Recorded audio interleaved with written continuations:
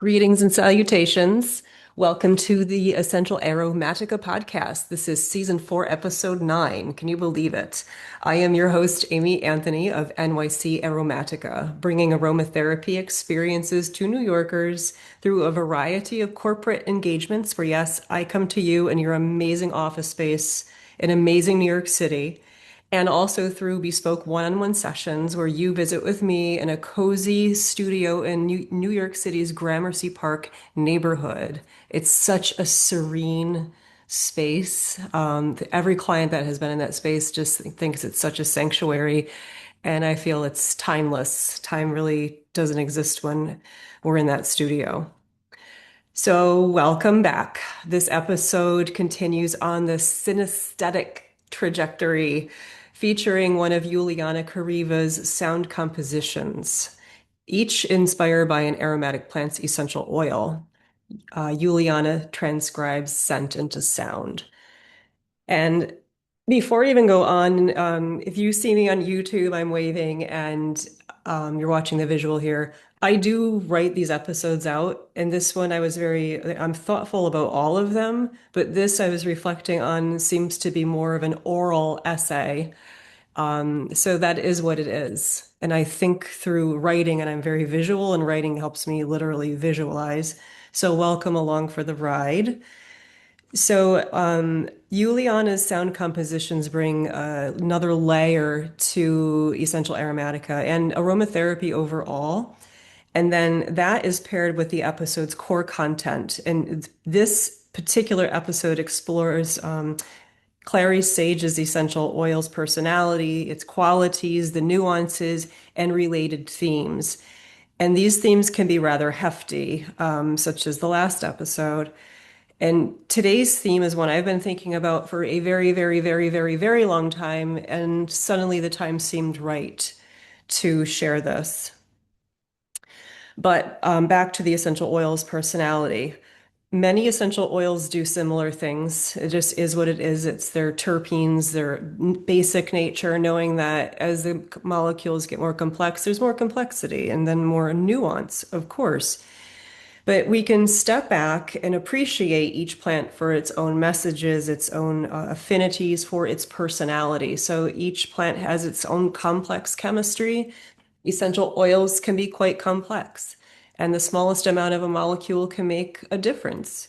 So interesting, right? And as we go on, this podcast is a celebration of the beautiful messiness of aromatics, which I just touched on, right? So many molecules. And these aromatics, these essential oils are chemical in form. They are not only informational, for instance, it smells like grandma is making her famous apple pie. Oh, it smells like gasoline. I smell a banana. I smell roses. I smell New York City's gross subways in the summertime, and that urine smell is just so disgusting. Thank thank you for everyone that is works in the subway and cleans. This people are amazing. They probably are not getting paid enough for what they do. So anyway, scent is informational, and scent is also intimate with memory, very intimate with memory, and with valence. So what does that mean? It means like or dislike, good or bad, and also arousal, such as high and low or up or down. Think of your mood, your states of excitation, hyper, hypo, and also with our neuroendocrine parts of ourselves. And everything is intertwined that I just mentioned. And it's hard to separate all those facets and isolate them and have like a trial and put it under a microscope and isolate. It's just too messy. You can't. It's really hard, which I think is so glorious. So there's no room for black and white or this or that. And this is all about, hello, Brian, you know what I'm going to say. It's all about the and. That's, yep, and. And that's when exploration and curiosity are really fun. That's when we can have the scientific mindset, right, to explore. So let's get on with the episode. Clary Sage, who is given the Latin name of Salvia sclarea, is blooming now. And oh my, what an oily plant Clary Sage is. The stems, you just barely touch them and you feel like the oil leaps onto your fingertips. The stems and the overall aerial parts are covered with essential oil glands. You can just hold it up to the sunlight. You could see them glistening. And as I just mentioned, basically, you can just touch the plant with your fingers and just brush your fingers. And clary sage is all over them, and it's glorious smell. It's a gorgeously tenacious oil. There's something to be said about that. And when we get to this more reflective essay piece. So for me, and I'm sure for others, July and clary sage go hand in hand. Reflecting on my garden, this year's plants are the offspring of last year's clary sage plants and the generation before that. So this is actually quite maternal when you think about it. Hint, hint. So interestingly, I've distilled clary sage always closer to July 4th. And we had a different spring this year in early summer. It was rainier and cloudier and cooler. And you're like, when will summer be here? And now it's really hot and bleh, right? So this, that noted, clary is a very solar plant. It is incredibly solar, and it loves the long, hot, dry summer days and doesn't mind the humidity. I haven't noticed it to get powdery mildew. I have a side note here. It's just something to share that I love enjoying a clary sage hydrosol. That's why I distill it. I love the hydrosol. I love drinking it. And again, diluted. I'm not guzzling gallons of clary sage. Just a couple sprays and a cup of water. And it's very clarifying. It's called eye bright, clear seeing. And the herb, because of it's very euphoric, we'll get into this. It's very musky. It's often incorporated into smoking blends. So let's say blending with tobacco or other things. Now, before we get into more words, let's enjoy Yuliana's piece. So this is Clary Sage. It's time to get out your bottle of your essential oil. And if you have a cup of Clary Sage tea, please have that. But it's really nice to have the essential oil because it's so concentrated. Maybe you have the plants growing and you can get some and rub your hands against it or et cetera, et cetera. So settle in, hit pause. You know where to find me. And I have written here, I'd really like you to come back to these episodes for the sound compositions, the guided meditations that I have, even in the Luna Aroma series. Yeah, come back and give the episode a visit. Drop me a line, say hi.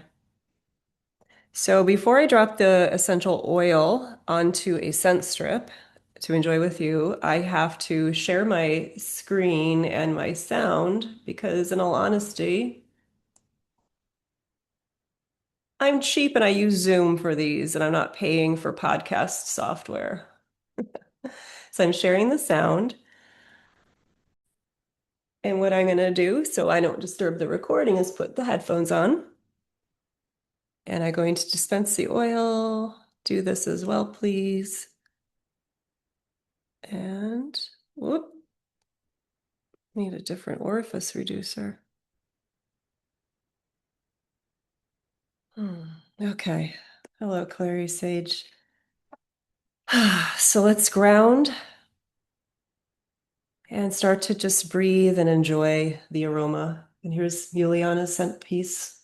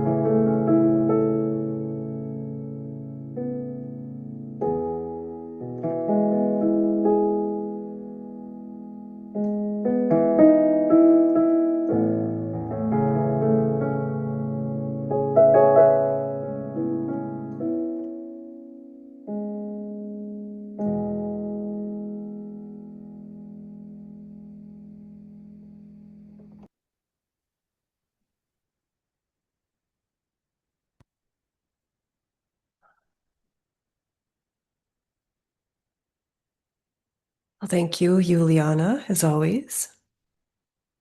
So I ask myself and I ask you, what were your impressions, your sensations, any sensations felt, body, mind, mood, feelings, anything happening during that time? And that was 2 minutes and 29 seconds.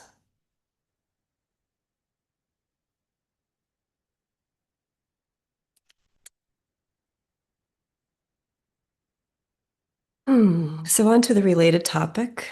Um, we'll get into Clary Sage's personality after.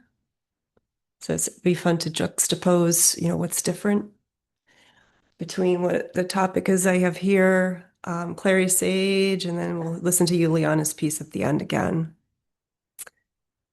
So how can we support womanhood? It's a big question. How do we honor initiation rites and the experiences of nearly 49.73, excuse me, 49.73% of the global population? We can begin by respecting a girl's natural initiation rite into her adulthood, her menses, her moon time, menstruation. It's called menarche, right? The first menstrual cycle. Let's celebrate it and not hide it, or teach girls to be ashamed of their menstruation, of themselves, of their bodies. Let's respect a woman's natural lunar rhythm and support her with healthy habits and stress relief so her hormones can do what they're designed to do, prepare the uterine lining to welcome a potential pregnancy. And when that doesn't happen, the body sheds that lining through menstruation and keeps hormone levels balanced to reduce pain and overall discomfort through her whole life. So we're talking from menarche. I just love that word, seems so archaic. So from menarche through menstrual cycles, through perimenopause, which includes, of course, menstruation, when menopause hits and postmenopause, the whole cycle of a woman's being, a female's being, a biological female's being. So woman's time is lunar time. You've heard me talk about this and share this throughout this podcast, especially Luna Aroma and other episodes. It's not a constant solar time, 9 to 5, Monday to Friday, set to linear clock time that is based on an outdated industrial factory schedule model. Our energy and hormone levels wax and wane, just as the moon. We need to slow down leading up to and during menses. That's it. Our bodies need to do what they have to do, and we should support that, not fight it. Our body needs to build and break down and create and destroy monthly. We bleed back to the earth monthly when we are in our menstruating part of our life. This takes energy, deeply physical energy and psyche energy. This takes whole holistic energy, and we need to support that. And aromatherapy does that. That's the cool thing about aromatherapy. And globally, girls miss school because of menstruation. On solar time, they're expected to adhere to fixed schedules regardless. But what if, let's say, all girls' schools honor lunar days? Maybe some already do. I don't know. If you know, let me know. We should share this. What if all gender schools did this? I mean, regardless, but all kids honored lunar days, as well as corporations and businesses. We know with females, cycles often synchronize. It's proven that women's cycles synchronize. And why not adjust the rhythm of learning, let's say in high schools, adjust that accordingly? Does school have to be Monday through Friday, 8 a.m. to 2:30 p.m., as often the case here in New York? Does it have to be? This is by convenience. Mom and dad have to get to work. Yeah, like I get it. We all need to somehow coordinate, but we could do this differently. If we change something a little bit, the tasks will get done. And I'm talking globally. And they can be done concerning female needs and female time. This is very solar timeron, very masculine timeron, which is not bad time. It's just we have to honor both times, right? So to my female listeners, what do you do for and on your own woman's time? And if you're no longer on menstrual time, still, what do you do something monthly to honor your natural rhythms? And men should do this too. But again, women, this biologically, we're talking about menstruation, right? So, do you carve time out, my female listeners? Do you shift your rhythm at all? Are you honoring your body's needs? So, I can tell you that I never did. I wish I could go back to my teen self and my early 20s self and share what I know now. I would encourage her to eat better, to slow down. I'd celebrate her menarche. I remember my first menstruation, my first period. I won't share it here, but it was like, yeah, that could have been treated differently and celebrated. I'd celebrate her menarche and guide her through it. I'd celebrate her body and her emotions, preparing her for the mystery, the ability to be the vessel with the potential to create life while not losing herself in a role, and to help her be true to herself, to not lose yourself in the identity of, oh, now I'm a woman and like therefore this and this. Where there's so many ands we could do, right? There's no shame in honoring our femininity and being true to ourselves, and there is no shame in that. Humans are human, right? Women are not impure. They are not inferior to or better than men. We are different but equal. Human to human, we are partners. And we can collaborate to support each other's needs. And I'm not here to exclude men, but to include. And I'm talking all genders and sexualities too. We're inclusive when we honor each other and we support each other's needs if we're really caring. So, where are our conversations about natural rhythms and how we might support each other's holistic body selves and processes so we are truly healthy and well? Menstruation should not be excruciatingly painful or uncomfortable or shameful or viewed as impure. PMS should not keep someone bedridden for days or even one day. When menses is off balance, the body mind is screaming for attention. Yet our culture teaches us to ignore, to stay in secrecy, to think this is, quote, normal. And it's something to tolerate, or it's just woman stuff, or shut up and get through it. And I just want to share, I have very distinct memories of being in so much pain that I would turn white. And I look back to that girl. And it's like you were not eating properly, you have your own stress levels, and it's like things could have been different. So I want to tell that girl, I'm telling her now I love her. And I hope you tell your younger self the same thing. So when we think that this is normal to be in pain or normal to denigrate women or shame her or she has to hide a tampon going to the bathroom in school, sirens are going off. And this sounds dramatic, but it's true. Sirens are going off, and we know that women are suffering on many levels globally. Ignoring women, women ignoring women is not helping women.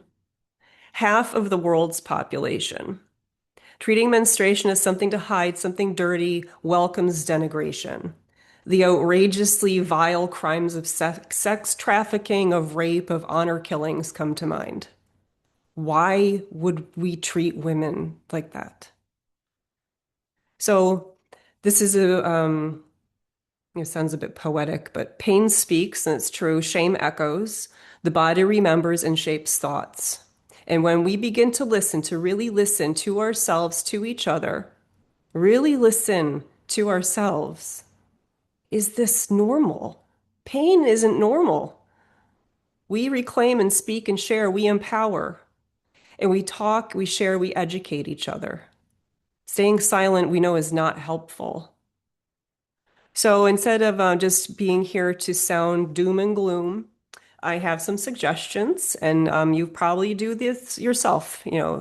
We honor our cycles. We pay attention to our body's needs. Of course, body, mind, and spirit are one. So how do we support women? How do we modify schedules to truly reflect what's needed? This isn't about accommodation, it's about support. It's not a burden, to listen to a life's natural cycle, a process. So I'm a sole proprietor, but imagine a collaborative workspace with multiple employees.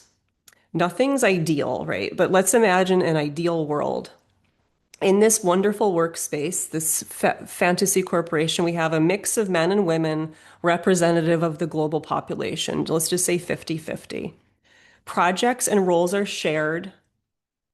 Think about cross training to the best of our ability. There's no silos. So no one owns a project, no one owns a client. This is hard. It's a hard mentality because of ego. But this is critical when someone has to step away. Let's say someone has a child. You're a valuable person, but you're going to step away and have family time. Or maybe you adjust, like we can, people have to step away. Family care, you get it. So how about this? Women receive moon days when she needs to rest and go and respect her moon time. So women get moon days for rest, reflection, creativity, and special projects. Men receive solar days for their own version of pause, focus, and inner work. These aren't sick days. These are built into the overall workflow. This could be done in schools as well.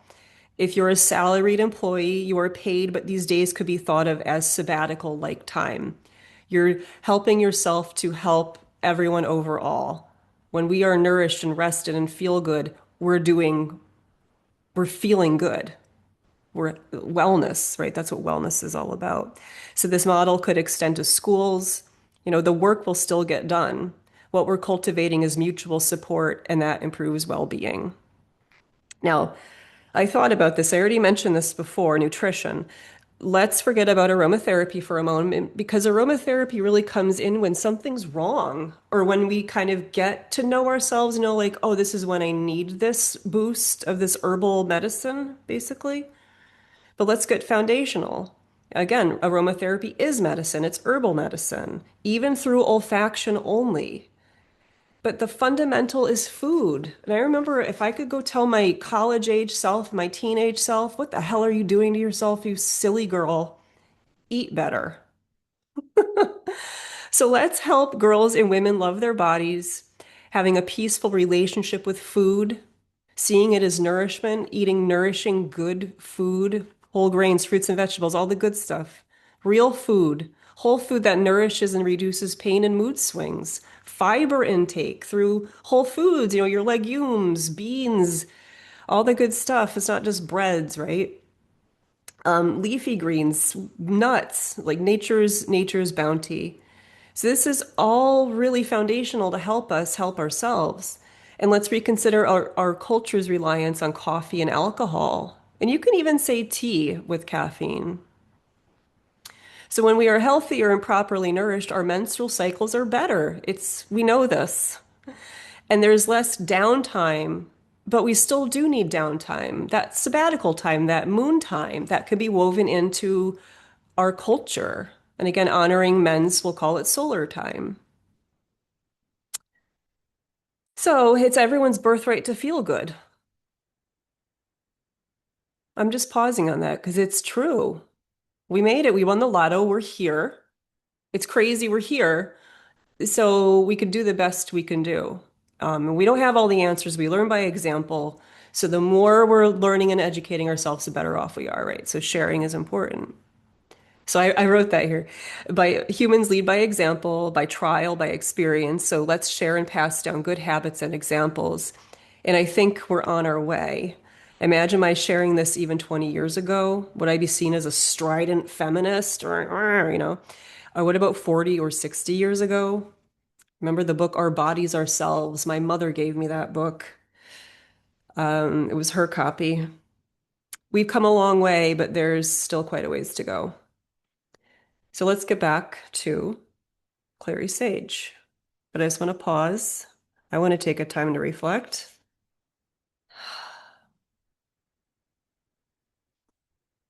Lunar time, solar time, a couple days out of the month when it's okay for you to say, hey, it's time for me to be on my moon time. I will still contribute, but I need to do it in this slightly different way, right? Interesting. So, Clary Sage. There's much to be said about Clary Sage. There's already a lot in books, a lot on reputable websites, so please go there, look at the safety data too. That's not what I do in this podcast. So, Clary Sage can be beneficial for women of all ages in life. We remember I've talked about Lilith, Hecate, and other archetypes. All ages, all stages. It's also lovely for men. This is a wonderful oil. Clary is uplifting, sensual, euphoric. It's an incredible antispasmodic, and I have personal experience with this, trust me. It's a parturient to support childbirth, to really get things moving. Time to say, prepare the body to say, time for you to come out, welcome the new baby into the world. So, what I wrote here to support childbirth, it literally helps a woman manifest actual life, bringing the baby into the world.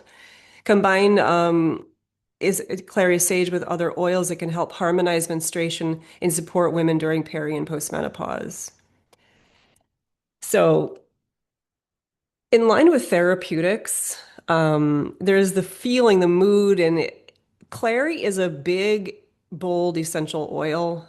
Bold, sweaty, sensual, earthy, euphoric, sexual. When I was thinking this through and writing it down, the plays of Tennessee Williams came to mind. Cat on a Hot Tin Roof and A Streetcar Named Desire. Like, oh my gosh, what a playwright, right? But sultry, humid, steamy summer, and that's a New York City summer, the East Coast, right? Right on the water. Sultry, humid, steamy, cat on a hot tin roof, a streetcar named Desire. Clary Sage has these qualities: depth, muskiness, tea, sweat, manifestation, redolent of Kali meets Venus, when Lilith met Hecate, when Medusa and Athena become one. I was just reminded of the Medusa myth and the actual real myth, just not the hero version to like go get her head, says Athena, use my shield. I highly recommend us revisiting Medusa's myth. It's like talk about women, what we do to women. Hmm. Shedding the skin of false dreams, only cool diamonds remained. Guided by shadow at the crossroads, those diamonds transformed into stars when Lilith met Hecate.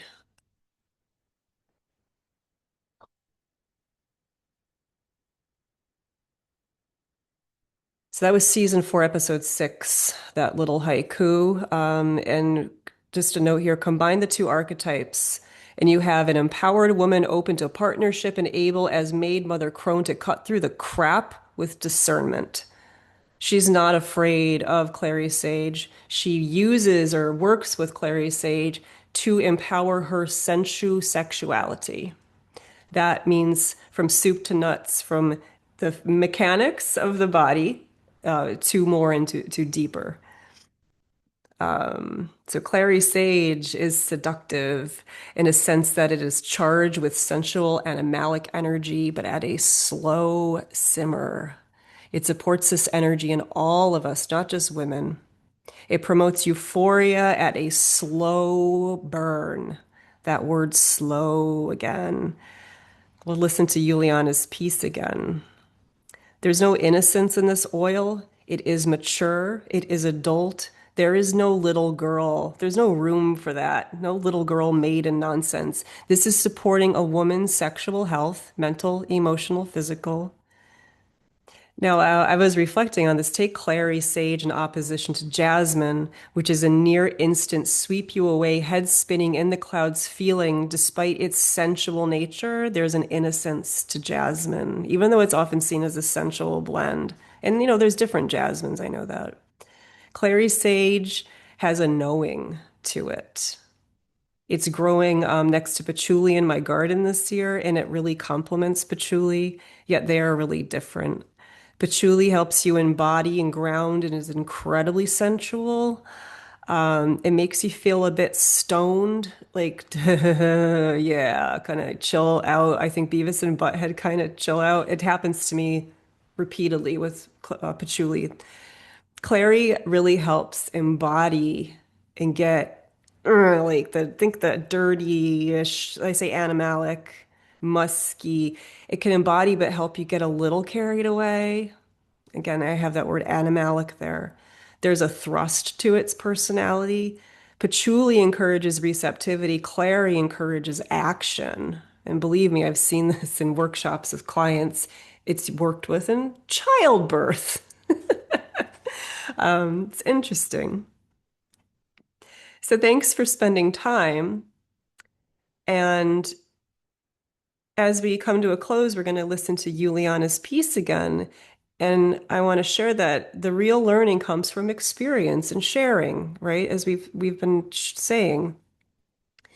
So as we segue into hearing Yuliana's piece again, get your essential oil back out there, put another drop on. Maybe you want to do direct palm inhalation directly on the palm. That's special. Never put essential oils neat on your body. There's always exceptions, right? So I'm going to do that. All right, let me just share this. Sentir, to smell is to feel. When you are smelling the oil, taking in the molecules, what is happening? Memories, mood, mental states, shapes, colors, words, anything noticeable in your body. I'm going to repeat that again. I'm going to share sound and share Juliana's piece.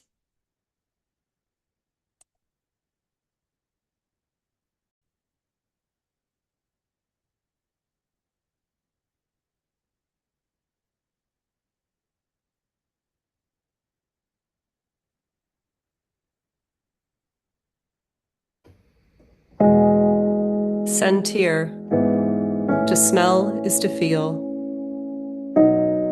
When you are smelling the oil, taking in the molecules, what is happening?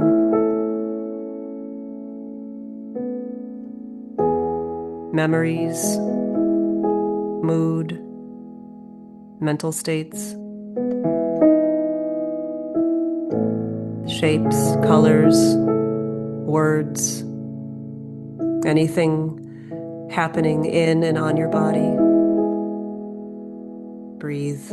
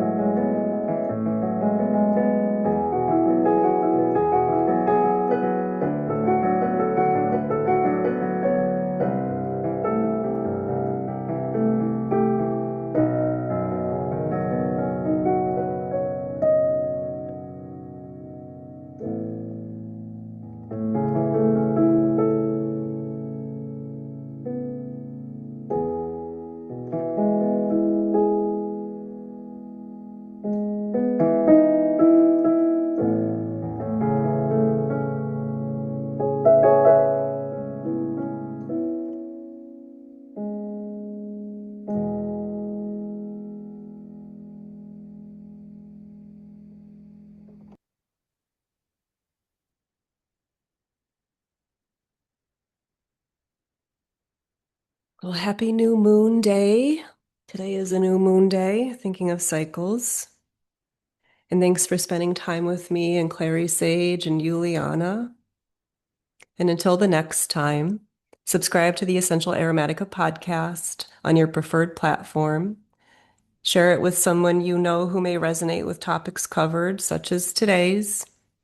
And reach out with your thoughts about this episode or ideas for other episodes. I appreciate your listening and your communication.